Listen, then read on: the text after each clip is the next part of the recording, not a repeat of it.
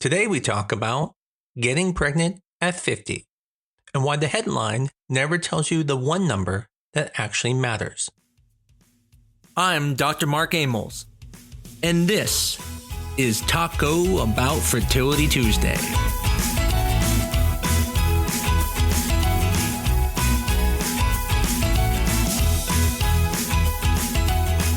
As you know, every few months, a headline pops up. A celebrity has a baby at 48, someone has a baby at 52. A story comes out about a woman having a baby even later than that.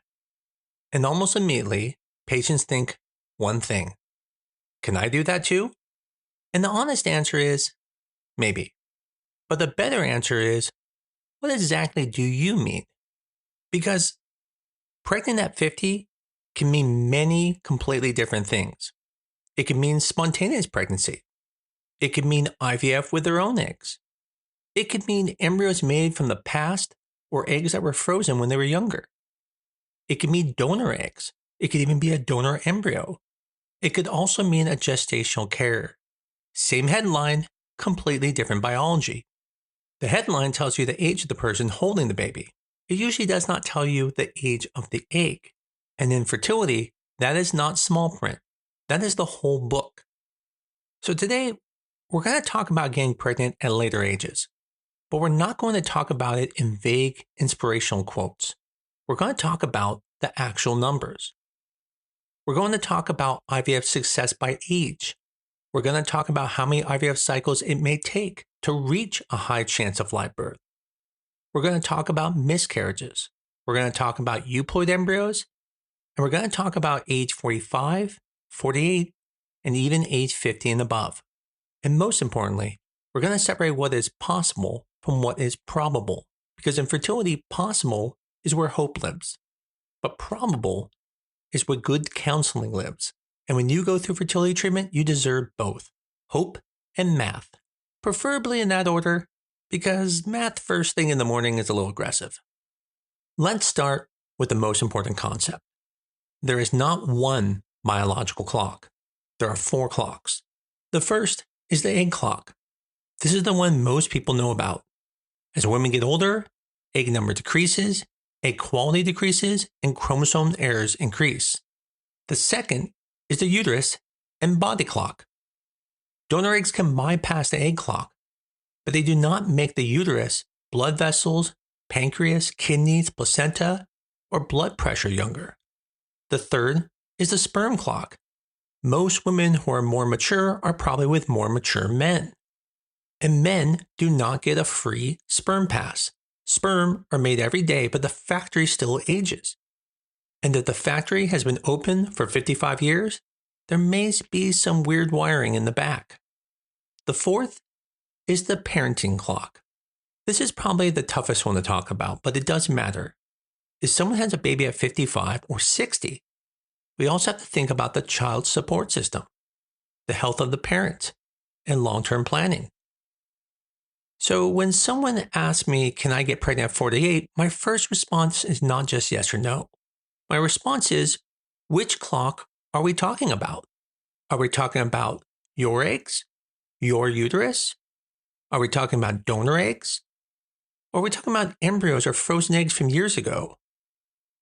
Are we talking about whether it's medically safe to carry the pregnancy? Because those are very different questions. So let's start with talking about IVF with your own eggs. This is where the statistics become very important. According to the National SART data, which stands for Society of Assisted Reproductive Technology, live births per intended egg retrieval using a patient's own egg is about 53% under age 35. So to clarify that, what it's saying is that for each retrieval that was intended after using all the embryos, the chances of coming away with a live birth is about 53% for under age 35. Now keep in mind, this is the average. This doesn't mean every clinic's this rate. It doesn't mean if you do Pgt-a testing, it's this rate. This is the average across all patients and all clinics. From age 35 to 37, it drops to about 40%. From 38 to 40, about 26%. From 41 to 42, about 13%. And over age 42, about 4%. 4%. That's saying that if they go through an IVF cycle and use every single egg, at over age 42, only 4% of people will come away with a live birth. That is a huge drop. And the reason is not just because there are fewer eggs. It is that fewer eggs are chromosomally normal. And this is where it becomes a little bit confusing because as a 42-year-old, you may still have regular periods. You may still ovulate every month. And you will still make eggs during IVF. But the key question is, how many of those eggs can make an embryo with the correct number of chromosomes? And that's the problem. IVF does not reverse egg age. IVF does give us access to more eggs at one time. It lets us fertilize those eggs. It lets us grow them in the lab, and it lets us even test them to find out which are the best chosen ones. But IVF cannot turn a 43-year-old into a 33-year-old egg. Unfortunately, there is no flux capacitor in the embryology lab. We checked. Now, statistics are great, but we don't live in a world of statistics. So let's put this number into numbers you can actually understand. The question is, how many IVF cycles would it take to reach about an 85% chance of a live birth? And before I give you the numbers, I just want to be very clear about what this means. This is a mathematical estimate. This is not a study where we watch patients do 3, 4, 5, 6, 7 cycles. This estimate assumes each cycle has the same chance of success and that the patient keeps trying. That assumption is more reasonable in younger patients. It becomes less realistic as patients get older because ovarian responses changes. Embryo production changes, dropout rates are high, and in the late 40s, the data suggests the cumulative curve may plateau very quickly. So don't hear this as a promise, hear it as a way to understand the math. Now, using the national SART live birth rates by age, if you're under 35, about 3 IVF cycles gets you roughly to an 85% chance or higher of a live birth. This means completed IVF cycles and transferring all the embryos. At age 35 to 37, it takes about 4 cycles to have that 85%. At ages 35 to 37, it takes about 4 cycles. At age 38 to 40, about 7 cycles. 41 to 42, about 14 cycles. And over 42, mathematically, it would take about 46 cycles. 46. That number is not meant to be a treatment plan. Almost nobody is doing 46 retrievals. That number is being used to make the biology obvious. See, when someone says it only takes 1, they are not wrong. That is technically true. But technically, I could also win the lottery while being struck by lightning while eating a taco. The point is, possible is not the same as probable. The issue isn't at age 42 that the egg cannot work. The problem is how many eggs, embryos, transfers, dollars, month, and emotional hits it may take to find the one that can. Remember, this is just math taking the statistics and putting into real-world numbers. These are not actual plans. And it also shouldn't make you feel like you shouldn't try. This is everybody in the country into one statistic. You may be unique. You may make more eggs than most people because you have PMOS. This is just a guide to help you understand why it's hard for most people after age 42 to get pregnant. Now, let's go beyond the usual egg categories. Most national IVF data groups will group everyone over 42 together. But clinically, there's a difference between 43, 44, 45, and 50. Now, one SART course analysis tried to break it down over 42 by year, and in that study, the maximum cumulative live birth rate using a patient's own egg was about 9.7% at 43, 8.6% at 44, 5% at age 45, 3.6% at 46, 2.5% at 47, 1.5% at age 48, 2.7% at age 49, and 1.3% at age 50 or older. What this is saying that cumulatively, if you take all the people who tried at those ages, that was a live birth rate. Again, not 0, but extremely low. But I want to be careful with those numbers. First, fertility doesn't smoothly decline in a perfect staircase from 43 to 50. In fact, if you look, in the 49 age group, it was slightly higher than the 48 age group. And it's not because 49-year-olds are better than 48-year-olds at getting pregnant.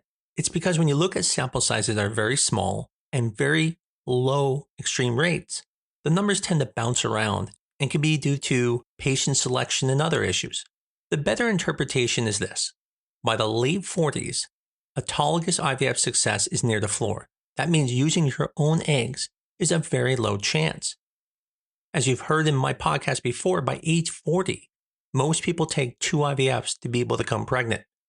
And several studies, such as the Pgt-a trial, have shown that even wasting time with IUIs at age 40 is not worthwhile because the chances are so low at that point.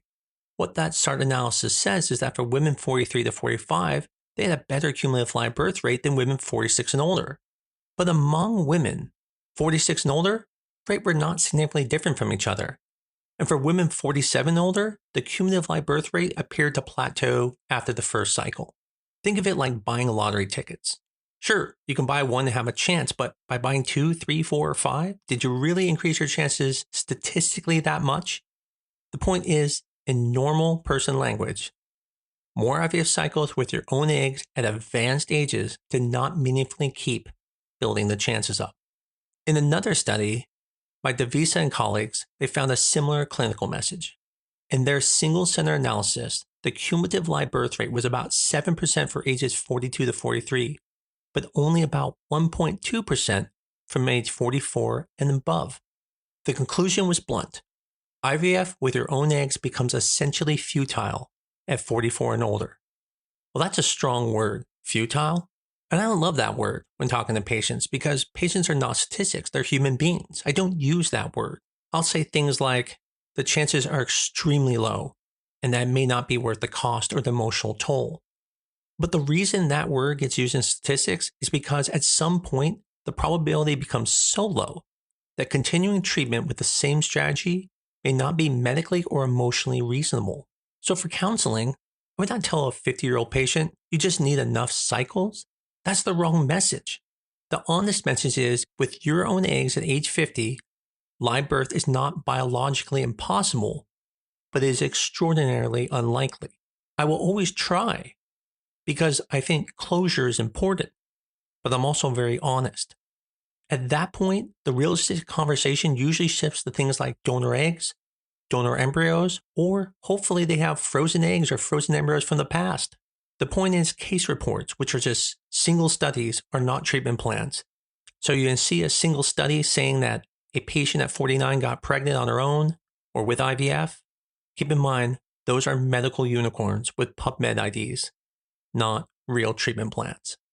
Now, let's talk about pregnancy versus live birth. Patients often say, but can I still get pregnant? And yes, pregnancy does matter, but pregnancy is not the final outcome. Live birth is the final outcome, having a baby in your arms. As age increases, 2 things happen at the same time. The chances of getting pregnant go down, but the chances of a miscarriage also goes up. And this is because embryo chromosome errors increase with age. So even when the pregnancy happens, the chance that the pregnancy continues to live birth is lower. This is probably one of the most painful parts of reproductive aging. It's not just harder to get pregnant, it's harder to stay pregnant. In the Devisa study I discussed before, miscarriage rates rose dramatically with age. For women 38 to 39, miscarriage rate was about 23%. For women 40 to 41, 36%. And for women 42 to 43, 49%. And in women 44 and older, about 70%. That's a brutal number, but it explains what patients often experience. They may still make embryos, they may still get positive pregnancy tests, but many of those pregnancies are genetically abnormal and do not continue to live birth. This is why fertility counseling should not focus on only pregnancy rates. Pregnancy is the mile marker. Live birth is the destination. And sometimes, in older reproductive age, patients are getting to the mile marker and not reaching the destination. And that's heartbreaking. And it's exactly why the numbers matter. Now, let's talk about euploid embryos. A euploid embryo means the embryo has the correct number of chromosomes based on the cells tested. And this matters because the biggest reason IVF success drops with age is that fewer embryos are chromosomally normal. So, if a 42-year-old patient does IVF and creates a euploid embryo, her chances with that embryo is much better than if she transfers with untested embryos. But we have to say this correctly. Pgt-a does not make the embryos better. It does not heal an embryo. It doesn't turn the abnormal embryo into a normal embryo.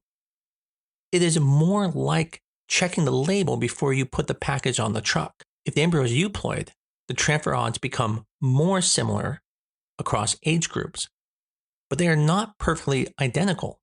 When you look at national SART data for frozen blastocyst transfers with Pgt-a, you'll see that for under age 35, it's about 55% live birth. Yet for 35 to 37, it's 53%. And 38 to 40, about 52%. And 49% for 41 to 42. And then after 42, around 47%. Now, what the difference is? Why 55 for one group and all the way down to 47 for another group? So yes, the euploid embryos dramatically improve the conversation, but they do not erase the age completely. Now, I want to be careful here too, because this does not prove that age alone is causing all the differences. This is not a randomized controlled trial where every embryo is identical and the only variable is age. Older patients have fewer embryos to choose from. So they may be choosing embryos that are euploid but have lower grade. They may have more day 6 or day 7 embryos. Or there may be other medical factors such as uterine factors. And there are some biological differences that Pgt-a does not fully capture. So why might a euploid embryo from older patients still have a slightly lower chance than a similarly tested embryo from a younger patient? Well, there are several possible reasons. First, Pgt-a checks chromosome number. It does not check everything about the embryo health. It doesn't fully measure mitochondrial function, cytoplasmic quality, epigenetics, embryo metabolism, or every genetic issue. Second, the biopsy is a sample. It's a very good sample, but it's still a sample. It doesn't represent the entire embryo. Third, embryo grades matter. Day 5, day 6, day 7, those all matter. Inner cell mass, trophectoderm grades, those things matter. And fourth, the uterus and body still matter. Things like adenomyosis, fibroids, endometrial tissue inflammation, metabolic health, vascular health, blood pressure, diabetes risk, none of these disappear because the embryo is euploid. And as we get older, those things seem to appear more. So the clean way of saying this is a euploid embryo removes the biggest age-related barrier, but not every age-related barrier that's possible. I know this podcast has been long, but a few more things we need to touch. One of them is, how many blastocysts do you need to have a 90% chance of finding at least one euploid embryo? And when I say blastocyst, I mean an embryo that is good enough to be biopsied. Now keep in mind, these are estimates. Different labs and studies report slightly different numbers. Remember, patients are not averages, but this is still very helpful, for counseling especially. So under age 35, if roughly 60% blastocysts are euploid, you need about 3 blastocysts to have a 90% chance of finding at least one euploid embryo. Now keep in mind, that's not a 90% chance of success, just a 90% chance of finding at least one euploid embryo. Now when you get to 35, 37, it's about 50% euploid success. So now you need about 4 blastocysts to get one euploid embryo at a 90% confidence rate. At 38 to 40, about 38% are euploid, which means you need about 5 blastocysts. And by 41 to 42, because 27% are euploid, you need about 8 blastocysts to come away with a 90% chance of finding at least one euploid embryo. Now after that age group, the data becomes much less stable. And by the mid to late 40s, the number of blastocysts needed become unrealistic for most patients to use their own egg. Again, not impossible, just improbable. And remember, blastocysts are not eggs. That's the trap. Patients here, you got 8 eggs, and 8 sounds like a lot of eggs. But the eggs are just the beginning of the funnel. Some eggs are mature, some are not. Some eggs fertilize, some do not. Not all of them become blastocysts, and even the ones that do, not all of them are suitable for biopsy. A simple attrition model is this. 10 eggs retrieved may give 8 mature eggs, 6 may fertilize, and maybe 3 usable blastocysts. That means in that 35-year-old, if they need 3 blastocysts that have a 90% chance of a euploid embryo, they need to start with 10 eggs. And if you're the person that needs 8 blastocysts, well, now you need around 27 eggs. This is why a 32-year-old may do one retrieval and make several euploid embryos, while a 43-year-old may be doing multiple retrievals and makes just 1 to none. That's not bad luck. That's the math of ovarian aging. This is why understanding the attrition rate is important to understand, because unfortunately, eggs are not embryos. Not all embryos are blastocyst. Not all blastocysts mean they're going to be euploid, and euploid doesn't guarantee babies. Unfortunately, every step matters in that funnel.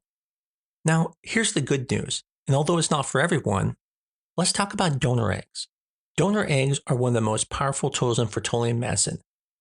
If someone is 45, 48, or 50, even postmenopausal, donor eggs can restore the embryo side of the equation because the egg is coming from a younger donor. Now, donor eggs may reset the egg clock, but they don't reset the pregnancy clock. A donor egg from a 25-year-old is not the same thing as a 25-year-old carrying a pregnancy. So that 50-year-old carrying that pregnancy does have some other issues. And I'm not saying the uterus may not work, it should. But the problem is there could be cardiovascular system issues, blood pressure risk, diabetes risk. So when the patient says, can I get pregnant at 50? The answer with donor eggs is often biologically yes. But the next question is, should she carry the pregnancy herself? And that answer is individualized. It depends on the health of the patient. Most clinics are going to require medical clearance for women 45 and older. The good news is, if you're going to use donor eggs, you have some time because the rate doesn't change that much with age. So if you want to try with your own eggs and you're around 42, 43, go for it. Keep in mind that when you do go to donor eggs, it won't change much. One caveat to that is that if your clinic doesn't allow transfers after a certain age, you do want to know that number to make sure you use donor eggs by that time. Now, when it comes to the safety of patients getting pregnant after 45 and 50, the data isn't very clear. And that's because we don't have a massive randomized trial of 50-year-olds getting pregnant. Most of the data is going to be retrospective and case reports. So there isn't some specific number where we say the risk doubles after a certain age. More accurately would be pregnancy after 45 is higher risk, and after 50, even higher. In one donor oocyte series cited by ASRM, pregnancy-induced hypertension was about 17% for women aged 45 to 49 and 33% for women over age 50. Concurrently, gestational diabetes was about 15% in the 45 to 49 year group and 30% in the 50 plus group. Even preterm birth before 37 weeks was about 19% in 45 to 49 year olds and 37% at 50 and older. But those numbers are not perfect. That's limited data.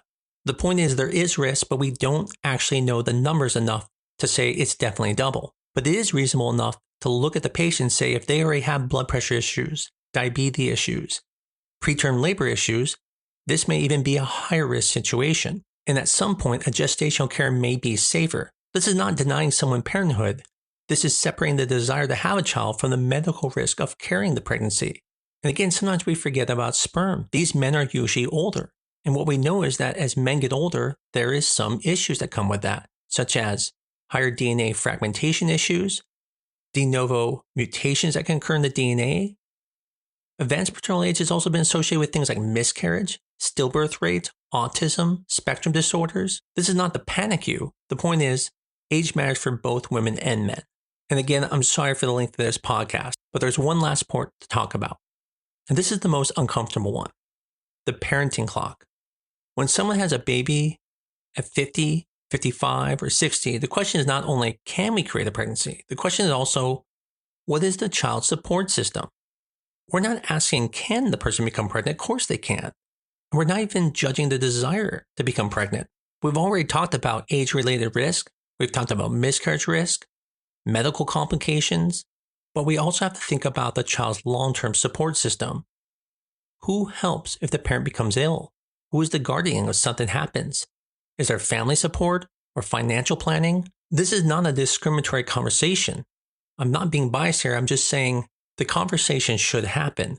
I think we can all agree if someone is 95 years of age, it would probably be irresponsible to let them get pregnant. And we can also all agree that someone at 50 could be very healthy. But at some point, there is a tipping point. And no one has the answer of where that is. And no one wants to be the person that says, no, you can't have a child. So what should patients take away from this episode? Well, first, age does matter. But the way age matters depends on which clock we're talking about. Second, IVF with your own eggs drops sharply with age, especially after age 40 and dramatically after 42. Third, the number of cycles needed to reach a high cumulative chance of live birth is a mathematical estimate, not a promise. And in the late 40s, the observed data suggests the curve may plateau near the floor. Fourth, pregnancy is not the same as live birth.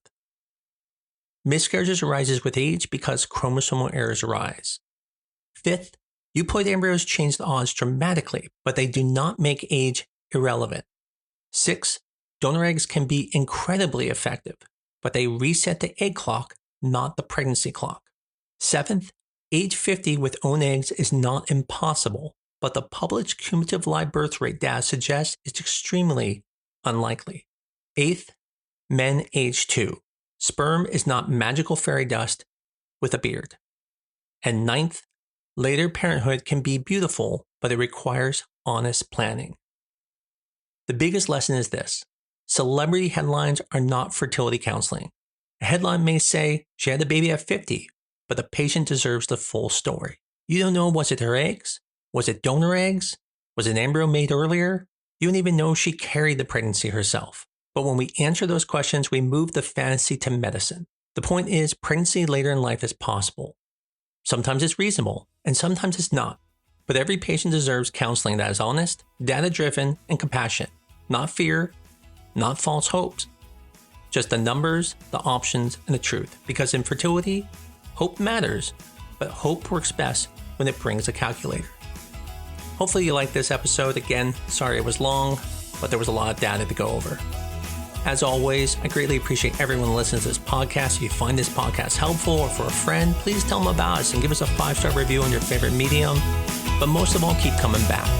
I look forward to talking again next week on Taco Bout Fertility Tuesday.